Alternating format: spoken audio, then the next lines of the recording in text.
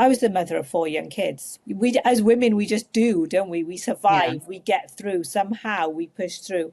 And Hmm. then, to be honest, the narrative that is around when you do seek help, which I did when I tried to speak to doctors or even voice that, I don't feel good, my periods are heavy, you're just led to believe that this is quite normal. I feel I was led to believe that it was a me problem, that I was actually quite weak and I should toughen up, and they're just periods and get on with it attitude. And so I think I just assumed that every woman felt this way, that everybody was going through it. So even though I was asking for help, I was going to doctors, going to hospital appointments, having scans, I was just constantly dismissed. And I will be honest, in those days, I didn't advocate for myself enough, as much as I do now. Nothing was ever done, or a consultant would never look at the scans, and then you would just disappear into this rabbit hole again. And this Mm. happened several times. And I think I learned along the process to start pushing and to really take over my own health management. Welcome to the 51%, the podcast where we cut through the noise and get back to basics when it comes to women's health. Through expert insights and powerful personal stories, we help you tune into what really matters: your body, your well-being, your life. No one-size-fits-all advice, just real conversations to help you understand your health on your terms. But before we dive in, I've got a quick favor to ask. Please hit subscribe and join the 51% community on our website. It's free and helps us grow, reach more women, and create events that really speak to the health and wealth challenges we all face. And finally, just so you know, everything shared is for information only. It's not medical or financial advice, and always speak to a qualified expert for support that's right for you. Sahir, welcome to the podcast. It is great to have you on. I'm excited to have this conversation with you because it is about your very long and challenging journey with endometriosis, and also, perimenopause, medical menopause, your kind of way through that, and what you did is amazing. Your journey is amazing. So please, could you share a little bit about who you are, what you were doing before, what you're doing now, and of course, your journey with endometriosis? That would be great. Thank you so much. Yes. Hello, Shreya. Nice to see you. My name is Sahir Ahmed-Evans. I am a menopause coach, speaker, and advocate for women's health. I'm the founder of SAE Empower Coaching, but that's not the start of my story. I actually started in fitness and wellness because of my own personal journey. So my own challenges with health got me really trying to think how I could switch that around and how I could navigate that journey of endometriosis, had a heart condition, debilitating migraines, chronic pain, you name it, I had it. And I was just literally surviving through the days. That's how I felt. And at the time, I had four young children, a business, my husband wasn't well. Life was challenging, and I knew I couldn't continue down that path. And actually, I had a really scary health crisis where I ended up needing blood transfusions, being rushed to hospital. And I decided in that hospital bed that night that I was going to turn my pain into purpose, and that I had to invest in my own health, prioritize my wellness, but that I wanted it to be more than that. And I wanted my journey to be more than just my journey, because I didn't want any other woman to have to feel as I did in that hospital bed. And that was the start of my career, would you call it, my business into health and wellness, fitness. I started as a personal trainer, a Pilates teacher, a pelvic floor coach, and I've worked in that for 10 years now. And then I transitioned also to endometriosis coaching and menopause coaching, because my own journey continued through these 10 years of endometriosis, because I was actually only finally diagnosed about 2 years ago. And so I've meant that I was managing through those years. And I really do believe that my lifestyle and my fitness was what helped me manage for so long, because when they did diagnose it, it was quite severe. I had severe endometriosis, advanced. It was on my rib cage, thoracic endometriosis, umbilical endometriosis on my belly button. And they just wanted to clean put me into medical menopause to manage it because of my age. So that's my story, really. That's where I started. And like I said, I transitioned, and this 10 years this year of me being in this work. And that's where the rebrand came along, because I felt that I was moving more towards women's health, menopause, more than just fitness. And I say that lightly because fitness is very powerful. But I felt that in my interactions with my clients and the women I worked with and even my online followers, that there was more to it, and they were asking more deeper questions around health, how to manage lifestyle, holistic practices, mindset. And I could see that I needed to deliver more because I was being asked of more, and even just in my own life. And so that's where the coaching aspect came along. And that's where I'm doing more now, really, is coaching with menopause, endometriosis, and a lot of creating content around that and speaking at events. And yeah, it's become quite big, and it's taking over a lot of my time. Yeah, I know. I can absolutely see that. The work you do is absolutely amazing. And, You. I know that you said, you want to, from pain to purpose, and it's fantastic what you're doing and helping lots of women, and your journey, coming from, the other thing is, coming from a South Asian community, there aren't many women like you talking about the pain you suffered, what you did to get through that, what happened to you, and your personal unique journey, Yeah, and you just sharing your journey and helping others. Well, your journey will help others because yeah, that look like you, because they will look at you and think, oh wow, someone that I can resonate with. Yes, our journeys will probably be very different, and our experiences will be different, but at least I feel that there's someone I resonate with and feel more comfortable as well. So, yeah, there's a lot to cover. yeah. But, if I go back to the beginning, you mentioned heart condition. Yeah. Now, is that something you were born with, or you developed later in life? And how did you manage that and get that diagnosed, really? Well, not sure whether I was born with it or it appeared later. It did. The first time I really noticed that I had an episode was, I think I was around 20. I had Hmm. 2021. So I had three young kids at that point. So it probably was like late 21. Oh, okay. And it just happened out of the blue. I had really fast heart rate, so palpitations, but you think much higher. So the highest I think was recorded, I remember seeing when I was rushed to the hospital, was over 300 beats per minute. Wow. So, and this could continue. Sometimes I could manage to try and get it under control, but in those days I couldn't do it. And I would have to be sort of emergency to hospital. And then the treatment is actually to stop your heart. So they would inject me with something that just completely would put the shutdown on the heart, because it's like a computer almost. You'd have to reboot it, recalibrate it.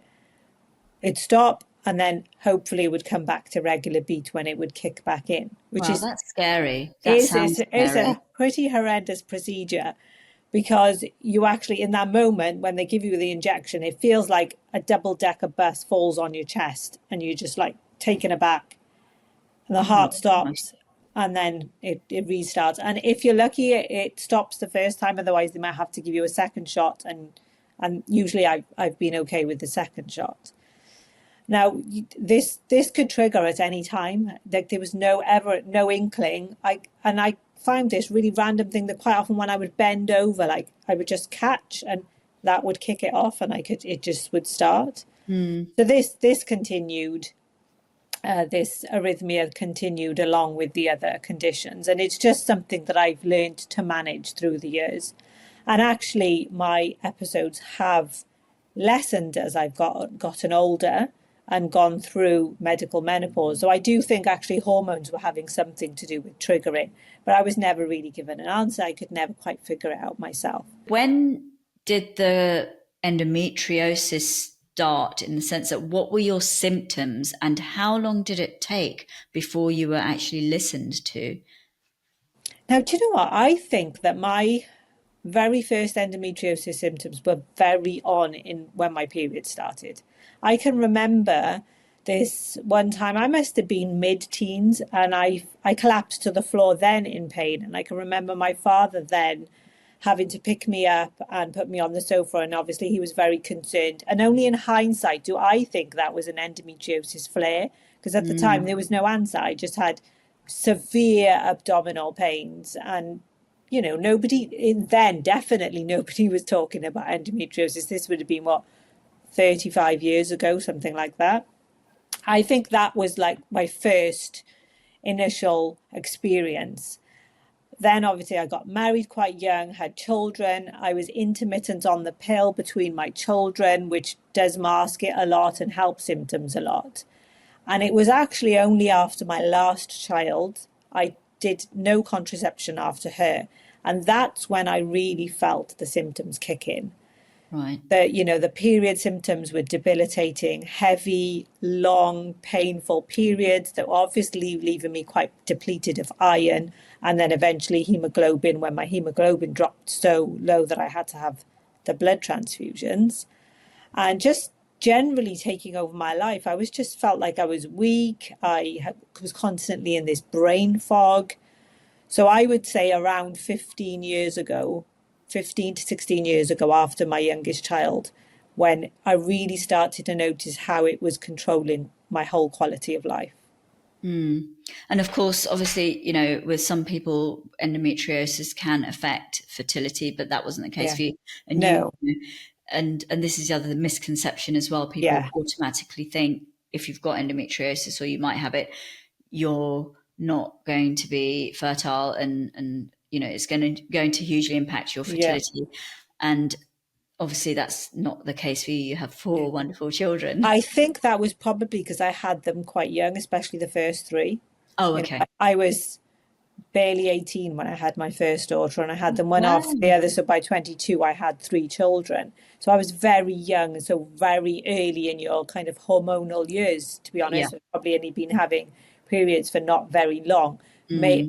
Potentially that was a reason why I was able to get pregnant quickly. And even my youngest, she was still when I was only 29 years old. So I think that might have been a reason behind that. But yes, I was blessed not to be troubled with fertility. But all the other symptoms that were just life debilitating.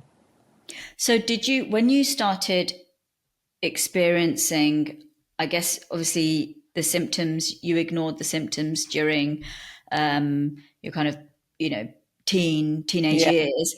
And then, of course, life took over. You got married, you started having children, and you were taking the contraceptive pill, which was, of course, masking the problem. At what point did you think actually something is not right, and what did you do about it? Well, after my daughter was born, and I started to feel, she's nearly 18 now. So a couple of years after her, I was just, you have that initial period of time after you have a child where you're just not quite yourself, and it takes time. And then after a year or so, you start to feel better. You feel yourself. You come back into your body. You feel stronger. Well, I never really had that after her. Well, I don't think I had it after any of them, but definitely not after her. And I just carried on feeling awful and not being able to pick up. But I was the mother of 4 young kids. When we as women, we just do, don't we? We survive. We get through. Somehow we push through. And then, to be honest, the narrative that is around when you do seek help, which I did when I tried to speak to doctors, or even voice that, I don't feel good, my periods are heavy, you're just led to believe that this is quite normal. And that I felt, and I feel I was led to believe that it was a me problem, that I was actually quite weak and I should toughen up, and they're just periods, and kind of get on with it attitude. And so I think I just assumed that everybody every woman felt this way, that everybody was going through it, and that I just needed to manage better because it was my load and it was me being weak was the reason why I couldn't cope. So even though I was asking for help, I was going to doctors, going to hospital appointments, having scans, I was just constantly dismissed. And I will be honest, in those days, I didn't advocate for myself enough, as much as I do now. But I still did more than probably the average woman. I just never felt like I got anywhere. I was having investigations and being told that this was quite normal. I would get random statements being said to me by the sonographer, like, oh, your uterus is quite bulky, or your ovaries, oh, they look a bit, but, oh, it's okay. And I would just have a scan and be sent away, and nothing was ever done, or a consultant would never look at the scans, and then you would just disappear into this rabbit hole again. And this happened several times. And I think I learned along the process to start pushing and to really take over my own health management. So I would make sure that my scans were seen to, or I would have to chase, could a consultant look at it, or could I have an appointment? But even when you're doing that, you're still waiting sometimes months and years to get an appointment. Because let's say, for example, we went all these years, and then in 2023, when I was back getting seen finally by gynecology, my appointment for my consultant was cancelled for a whole year, over and over and over again. And I was continuously on the phone to the secretary saying, I'm in agony. There's something going on that it needs to be seen. And there would be all sorts. Oh, there's a strike. Oh, that this clinic was cancelled. And when it was cancelled, it wasn't like 2 weeks. That means you were waiting another 4 months. And this went on for a year just from that, and from the 2023 saga. So you can see how years can actually just disappear. Yeah. Of you trying, years can disappear, and you don't even realize it because you're just trying your best, and you're trying to live your life and manage your children and your home and your work. And if you can manage to find it in you to advocate for yourself, it takes a lot of effort and a lot of work. Yeah, it's like having another part-time job, isn't it? Literally, it's like having another job to deal with the NHS and the system that it is now. I'm going through it again. I've had another flare-up recently, which is the first flare-up in 2 years of being in medical menopause. And I'm quite shocked and probably feeling quite down about it, that, oh, we're back here again. And I feel the dismissal again. I feel the chasing again. And I'm thinking, oh, not now. Even though, which is quite ridiculous, really, because they know it's a confirmed diagnosis now. And the dismissiveness and all of this is carrying on now, which is really bizarre. Yeah. And, I was having this conversation earlier, all credit due to the GPs, the doctors and everything. We know that they're strapped for time and there's all sorts of problems going on. But the whole system is breaking or broken in some parts. It's broken and it's completely flawed, to be honest. Yeah. It's completely flawed. And I have to say, my GPs are fantastic. My GPs push it through. It's just when it gets to the hospital, then you don't get a look in. And what I've really, really noticed is that because it's gynecology and because it's women's health, there's a completely different outlook on the way you're treated. It's very, very different. Even when I ended up maybe 6 weeks ago in the emergency department, let's say it's called surgical emergency or something. And it wasn't the gynecology, it was the surgical emergency, because they assumed that the pain that I'd had was kidney stones, and that's why they rushed me in. And they were fantastic. They were so good, so quick, very thorough. But when they realized it wasn't kidney stones and they transferred me to emergency gynecology, that's where the whole crisis started again, of me having to really advocate, really push, and be told again that, well, I think I was told about a week ago that you don't look like you're in enough pain to be here, is what I was told. And I said, I'm in pain every day. I can't function. I can't do my job, my work. And she wasn't a consultant, she was a junior doctor, and she said, yeah, but you're not tachycardic, you don't have a high temperature, you're not going to need emergency surgery, so there's nothing we can do for you right now. You wait for your appointment. Now, bearing in mind that appointment is at least 6 weeks away. For that appointment, if I get acknowledged there, so I'll have to wait and see. Yeah. So how long did it take to get an official diagnosis then? Over 13 years.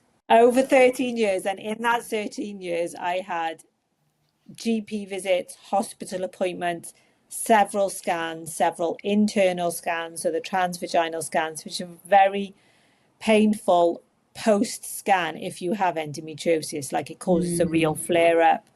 In 2016, so that was about 10 years ago, I had a surgery given to me, which I know now probably did help a little bit, but it wasn't the right surgery because I would have been showing signs of endometriosis, but it wasn't diagnosed. When I asked, is this endometriosis? It wasn't an endometriosis specialist, so I got told, no, you just need this ablation and you'll be fine.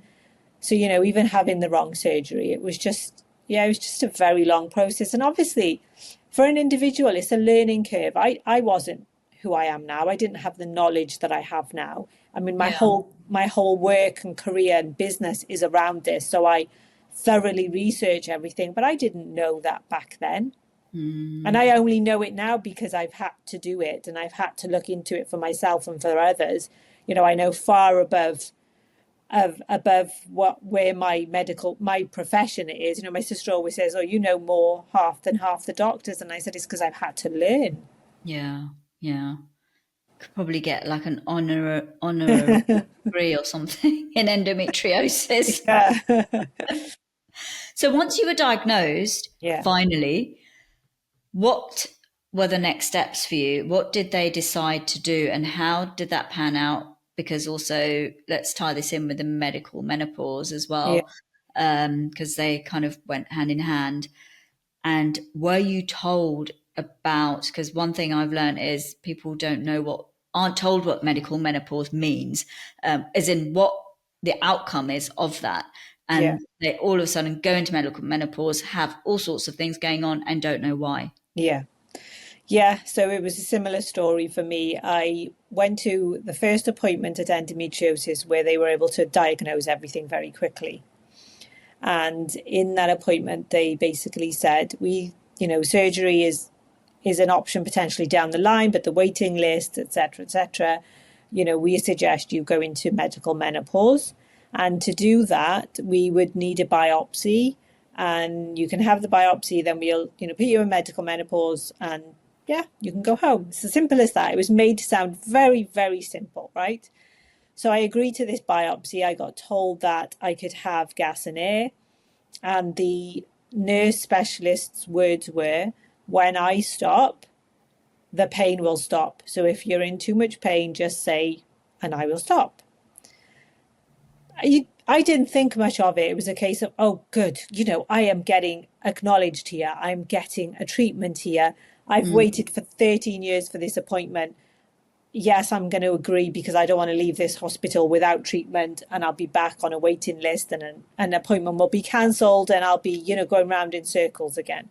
Yeah. So I agreed. We went into the room to have the biopsy. And obviously, endometriosis causes a lot of internal damage, change of structures, organs get moved around, and there's so much that goes on.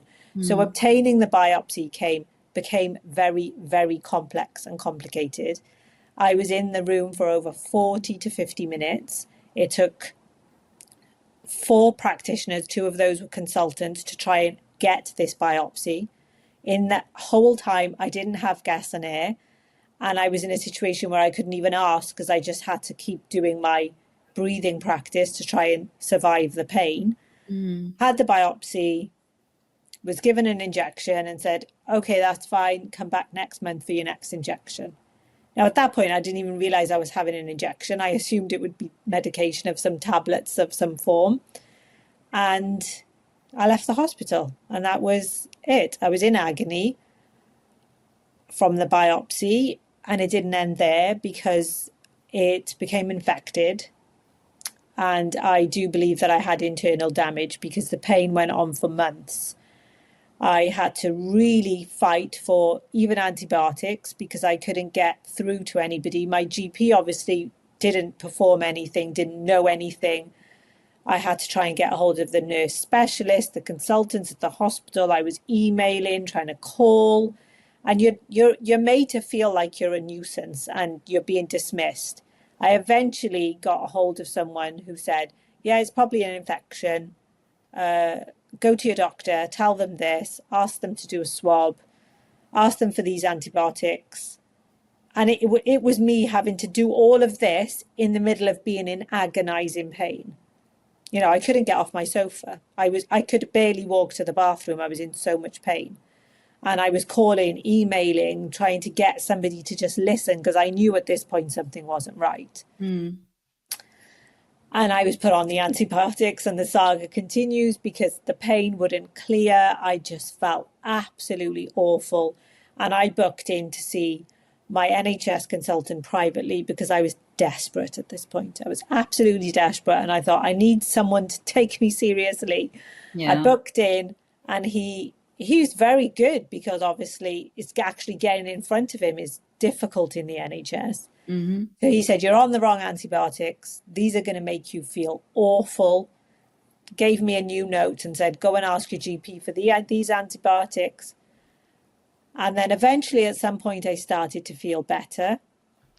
But it took me, I keep a diary and I keep a journal, and it took me 8 months before I was relatively back to pre-biopsy, pre-diagnosis, pre-medical menopause. But there is a silver lining because once I'd hit that point, then medical menopause became like my silver lining. I managed to build my strength up mentally, physically, emotionally. I got back to myself, and it honestly was then the strongest I've ever been in every way. And that has kind of got me to here. Yeah. But when I looked into it, being put into medical menopause when you're an endometriosis sufferer, actually your body does this. It goes into a flare up. So it kind of rebels against medical menopause as if your body is saying, well, you're trying to turn off all the hormonal taps. I don't like this. I'm going to fight against you. And your hormones actually go very high. Mm-hmm. But I only find that out through my own research.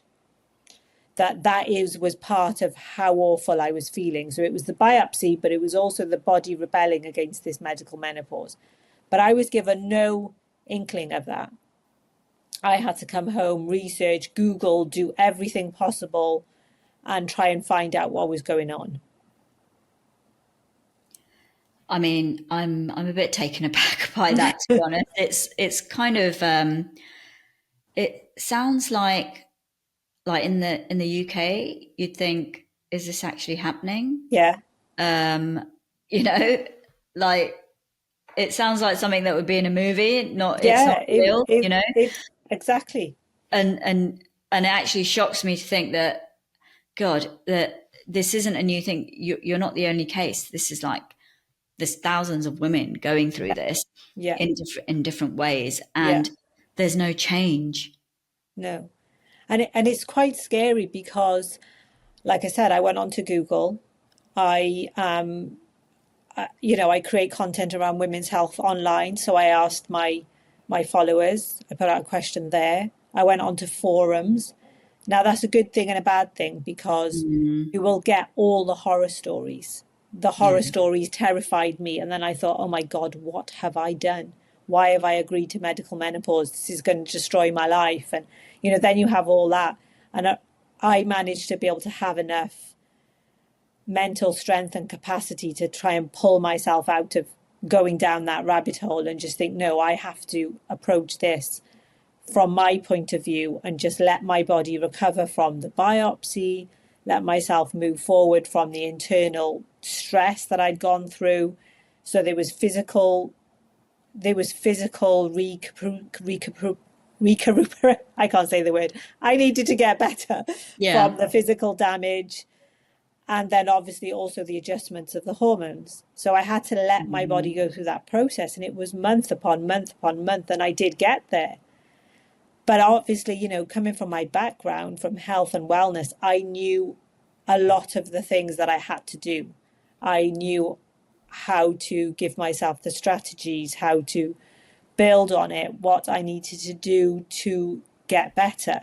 What did you do? Well, first of all, nothing. I had to just rest. Yeah. I pulled back completely. I don't think I went on my social media. My social media was my work.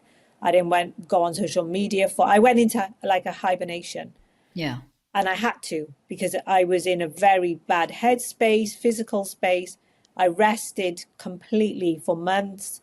Then I started but in that rest, I was making sure I was getting all the good things, the broths, the turmeric drinks, all the anti-inflammatory foods I could manage, and just get myself back to an even keel. When I felt like then I could start to rebuild from that recovery, then I started to rebuild. So I was then doing the gentle exercise, the Pilates, the movement, increasing day by day just the strength and the activity, to the point then, I would never have recognized myself after a few months. I was like, okay, now I am the strongest physical, mental, emotional strength that I've ever been. But it was a long process. Is that how your kind of journey into Pilates started? Yeah, pretty much. That's how my journey started 15 years ago, when this whole lifestyle started for me, was because post my daughter and feeling very unwell and like I didn't recover postpartum, I knew that I couldn't continue down that path, that I had to find my own way. And my own way just started with something simple like walking. Then I added in Pilates. And that was the start of my work then. For a couple of years later, I became a health and wellness professional, and I completely shifted my careers in something 2015, I think it was. Yeah. So what do you think, what are the top things you think that really helped you? I know Pilates is probably one of them, but what other things did you do? Because, we're talking about health and wellness as a whole now. It wasn't Yeah, just one thing. There's no, many things, and it never really usually is just one thing. yeah, When you feel ill, generally, whatever that illness is or whatever that disease is, there are lots of things you need to do. It's not that yeah, one, yeah. if it was that one thing, God, everyone would be in an amazing place right now, you know. But That's yeah. That is it what I takes a lot of always time and say. effort, a It lot of time and does. It effort. does. It takes a lot of time and effort, and that's hard to find when we live the lives that we do nowadays. They're busy. Yeah. We've got the family, the home, the kids, the work, the extended family. There's a lot of load on women right now. And but it starts simple, actually. I started simply because in those days, I didn't know anything. It was 15 years ago. I wasn't a health and wellness professional. I didn't look after myself. I was just quite a young mother who was trying to bring up her kids. Yes, I'd done a bit of exercise in my teenage years, but I didn't really have much clue. So I started with something really simple like walking. Then I added in Pilates. That I took that to realizing, I needed to make lifestyle adjustments with my food, with managing stress, with making sure I was getting sleep, the right amount of sleep, the quality of sleep, and just making sure that I was getting some supplements if I needed them, but trying first and foremost to get it from my food, and then adding in supplements if I needed them. So I ended up supplemented because I have had very debilitating migraines. And as you've probably gathered now, that I research a lot and I look into health and wellness a lot. So I researched what supplements could help migraines, and it kind of started from there. So all that became part of this journey towards health and wellness and making it my work, my calling, as you might want to call it, my career. And it was all very organic, and it just was these building blocks upon building blocks. and lots of reading, podcasts, and just trying to get my information from medical professionals and doctors and people who knew what they were talking about, had the expertise of what they were talking about, not just following, say, an Instagram account that was just potentially selling something, or was somebody who was self-made, had no qualifications, no educational background, and would just there's an ulterior motive there at the could end of the take you day. down a pitfall of not doing the right thing. So I was very careful about where my knowledge comes from. And obviously getting certified in everything. I made sure I was certified in all my movement practices that I was teaching, then going on into endometriosis and menopause, so that I could, for myself, first and foremost, know what I was digesting was fully the correct knowledge. And then obviously for the women I work with. So you're coaching women through endometriosis and menopause together or separately? Separately, but together, potentially, because we do know that research shows that endometriosis symptoms can worsen as you go into perimenopause, which I do think was the case for myself even, that's why the symptoms got worse and worse and the degree of endometriosis got worse, obviously because I wasn't getting treated and hadn't been diagnosed, but because your hormones fluctuate so wildly at the beginning of perimenopause that was just aggravating the endometriosis and increasing it in the body. Because the driver for endometriosis is estrogen, and estrogen at the beginning of perimenopause actually can be very, very high, but intermittently. So it's this fluctuation that causes the aggressive endometriosis. Yeah, I mean, it must be there's a lot of information on both, menopause and as in perimenopause, menopause, postmenopause, and then of course the endometriosis. And obviously you've gone through the whole lot and using your experiences and, advocating, helping women advocate for themselves is a massive thing, because women don't. And when you don't advocate for yourself, it's a challenge. It is getting anywhere. And even when you do advocate for yourself, like you did up to a point, you still weren't getting anywhere. So it's challenging. So it's really finding people and communities that can support you and you can relate to and give you ideas, and knowledge is so it's knowledge is power, but it's also how you use that knowledge as well. You're not just sitting with a whole load of knowledge. No, it's definitely that. And advocating for yourself, it sounds so simple, right? And even I know that I've been through this journey even in the last 2 years, and then what's happened in the last 6 weeks, it surprised me again, because I think, oh, now I have to find that power and that strength to advocate for myself again, because look how easy it is to be dismissed. And I think maybe I went into this initial flare thinking everything was going to be so much easier because I've been through it. I have a connection with the endometriosis team. I'm on the list. I still go there every month for an injection. This is going to be fine. And then I got quite shocked in, well, no, actually, it doesn't make any difference to my appointments and my consultations that I'm under the team. I still go on to a long list, and I'm still getting questioned about the level of my pain and how bad things are. And I'm still being made to feel like a nuisance, actually. And I found that quite shocking. And I had to dig deep and say, right, okay, have a chat to myself and say, you're going to have to fight this, because you're going to get pushed around again, and potentially you're not going to get your treatment quick enough. And, things could continue getting worse. More damage could be done internally. So it's trying to find that strength. And so it's not, advocating for yourself is not that easy, actually. Yeah. Do you think there was that added layer of obviously coming from a South Asian background? Yeah. And then there might even be a further added layer of, religious background. And then there's other, there's lots of other added layers, right? Without a doubt, and I think that theme I have seen runs quite deep. And it doesn't even just come down to endometriosis and menopause. If I tell you a story, so both my daughters are struggling with low iron at the moment.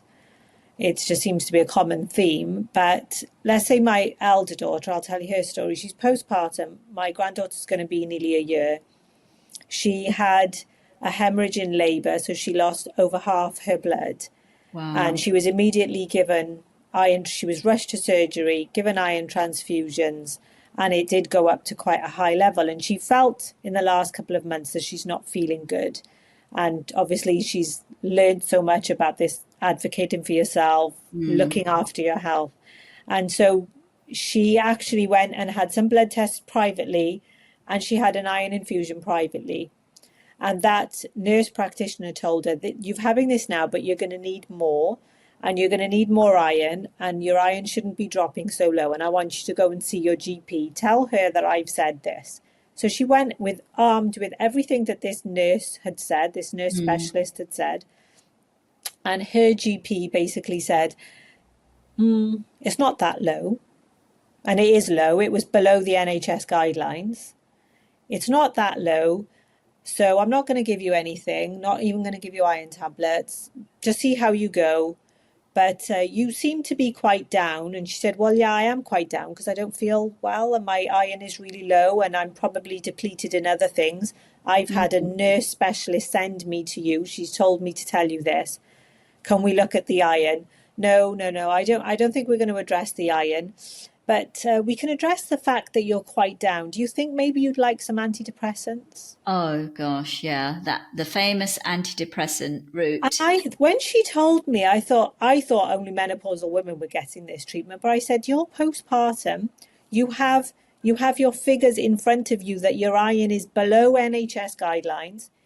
If your iron is that low, you're not going to be feeling good physically or mentally or emotionally because you're going to be tired. You've got a young baby to look after. And instead of addressing that, she offered her antidepressants. Yeah. It's very frustrating.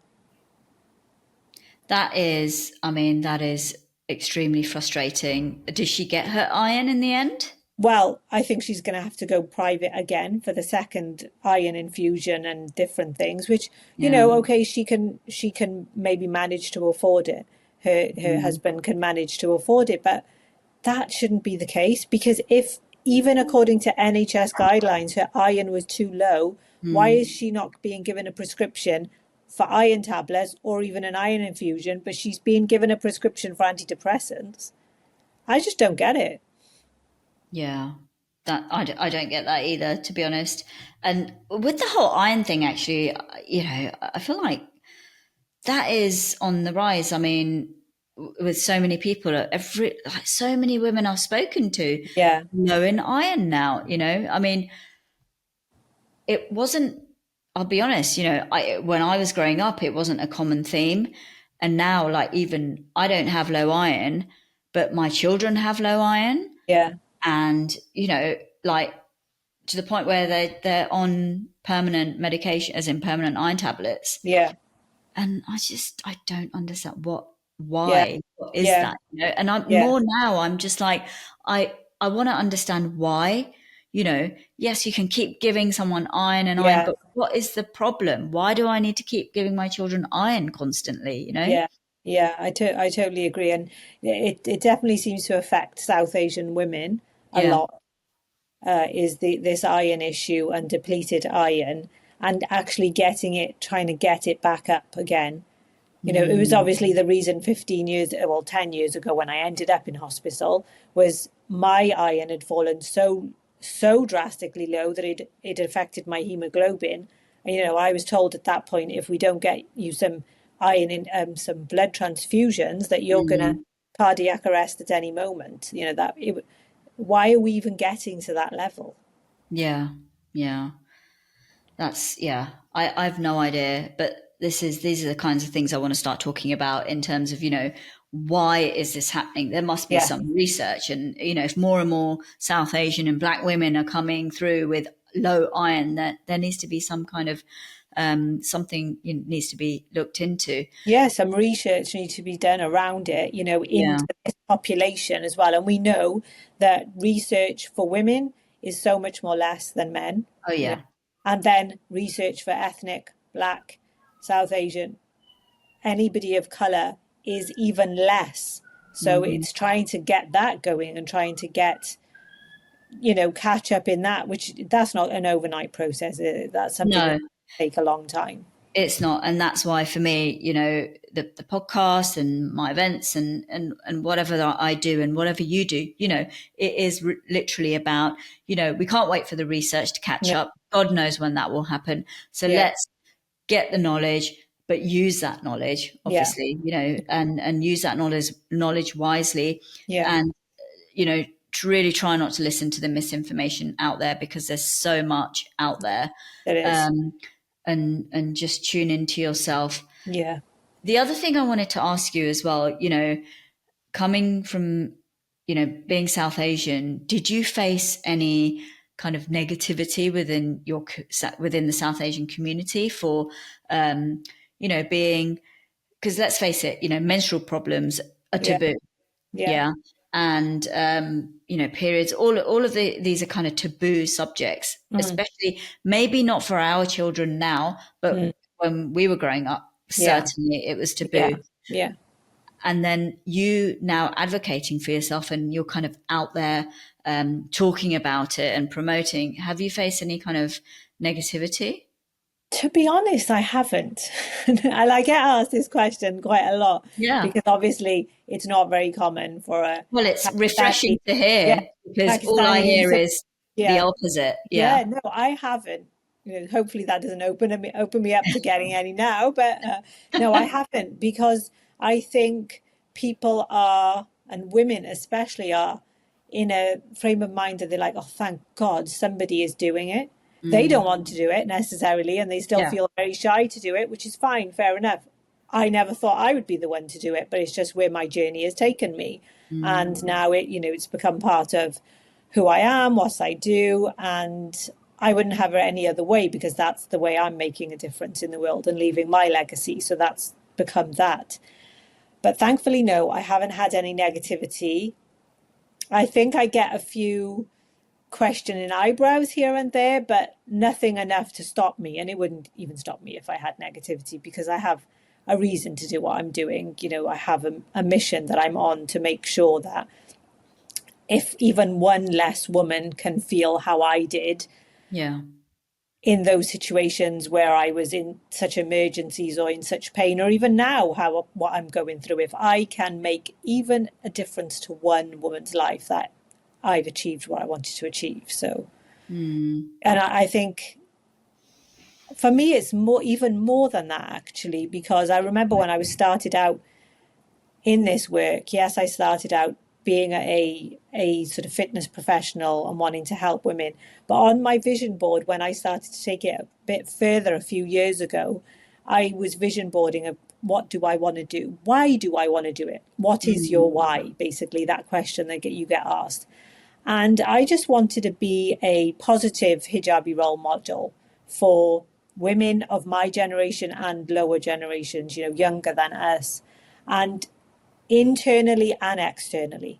So I wanted to make a difference in our communities, but I Mm. also wanted to show the wider community and wider world that a South Asian Muslim grandmother that I am now can have a voice, can make a difference, has something to say.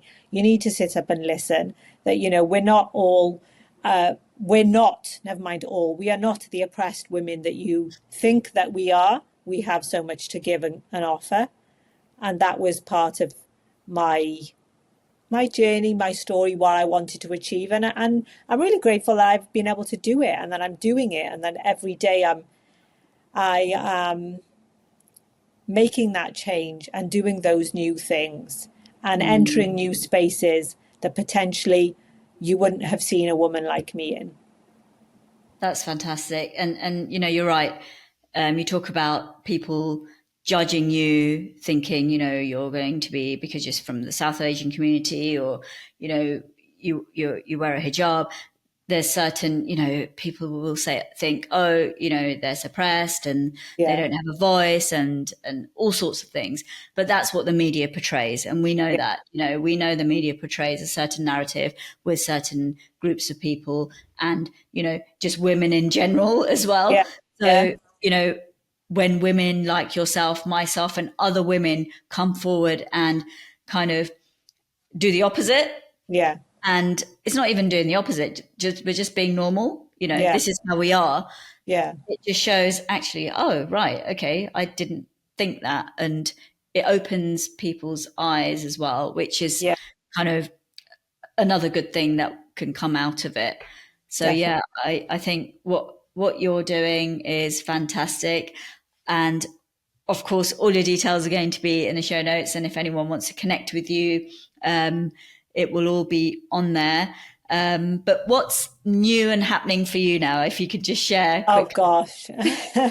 Well, like I said, I recently rebranded this a few months ago because it's very timely. It was to celebrate 10 years in this field, in the health and wellness field, moving more towards the sort of coaching and the speaking aspect and getting out there into the wider world and making a difference. And it's happening very fast. It's happening very big time. I did a campaign with Bupa Healthcare, which is about Let's Talk Health, where I, along with some other people, shared our stories about health and why it's important to talk about your health for each other, for yourself. That led me to being into British Vogue. I will be showing up in Hello Magazine soon, in Friday Magazine, speaking at lots of events. So there's a lot happening. And I think it's really special and it's really wonderful, and it's to be able to stand back and look at your work and your efforts to see where you started and what my visions were then, and to think, wow, look how far that has gotten in sort of 10 years of being in the work. And I never would have thought that would have been the case. It's really rewarding, and I'm really proud of it, actually. I'm really proud of the journey. I'm really proud of that I put myself out there. It's not an easy thing to do, so to get up and go against the grain a little bit and maybe have those questioning eyebrows, or to just be a bit different. But there's lots more to come. Speaking events, I'm speaking at quite a few conferences. I'm organising a conference with a charity in Cardiff. I've been nominated. Well, I received one award a couple of months ago, and I've been nominated for another couple. So it's all happening. Yeah. It's all happening. That's fantastic. And so you should be proud of yourself, because you've gone through a lot, you've achieved a lot, and, you've turned your challenges that you've, had throughout the years into meaningful, purposeful work, which there's something in that in itself. So I can't wait to see what you do next, and all the great things you're going to be doing. And I've got my offers and my program coming out soon for coaching, where it'll be like a coaching program, all holistic, everything that I have learned and studied and researched and implemented with myself and my clients and my communities globally is going to be available for somebody to work with me. So that's nice. That's been a long time in the process. Yeah, that's fantastic. Sahir, thank you so much for being on the podcast and sharing your journey so openly. I really appreciate that. And I can't wait to see what comes next. Thank you so much. Thank you for having me. It's been a really insightful chat. Thank you. Thank you.